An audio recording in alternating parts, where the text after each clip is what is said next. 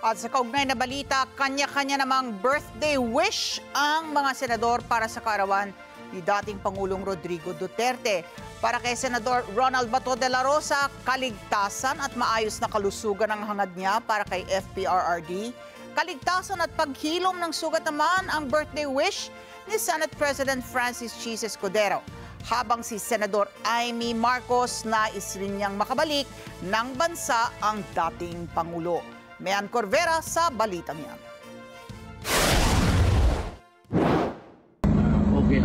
Maayos na kalusugan at makabalik ng Pilipinas. Yan ang birthday wish ng mga senador para kay dating Pangulong Rodrigo Duterte. Si Senador Ronald de la Rosa nag-post pa sa kanyang social media account ng mga lumang larawan kasama ang dating Pangulo. Nagpasalamat rin si de la Rosa sa mga kababayang patuloy na nagtitipon-tipon para ipakita ang simpatya at pagpapakita ng kanilang damdamin sa ginawang pag-aresto sa dating Pangulo.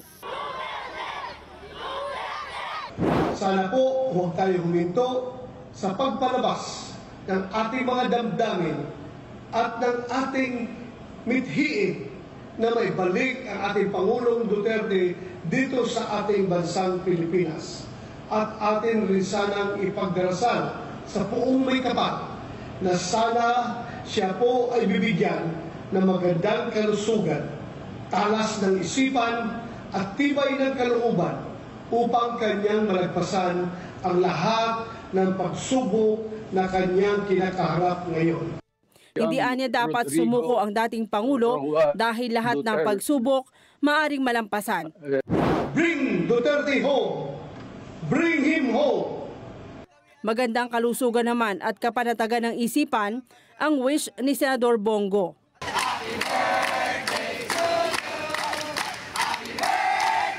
Ayon sa senador, maraming Pilipino ang nagmamahal sa dating Pangulo, hindi lang sa Pilipinas kundi sa buong mundo. Ipinost niya rin ang mga larawan na tuwing birthday ng dating Pangulo, nagsiselebrate ito kasama ang mga cancer patient. Kagawian na po ni dating Pangulong Duterte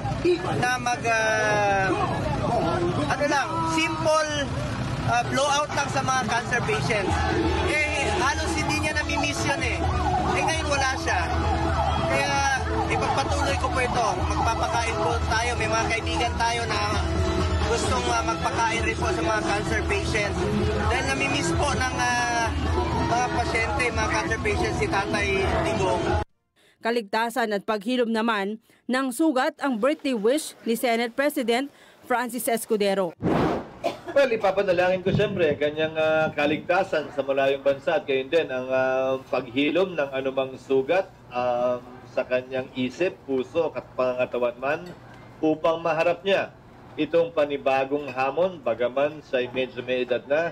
Si Senator Amy Marcos nagbiro pa na gustong bisitahin ng dating Pangulo sa The Hague sa Netherlands. Yan ay pariabot sa dating Pangulo ang kanyang 10,000 piso bilang beneficiary ng Centenarian Law ngayong sumapit na siya sa edad na 80. Well, syempre, happy birthday. Matindi rin yung umabot sa 80 years old at sana makauwi na siya.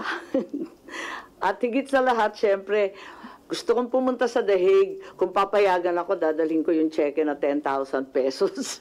Kasi expanded centenarians, qualified na siya. 80 anyos na. Mayan Corvera para sa Mata ng Agila, matatag, matapang, matapat.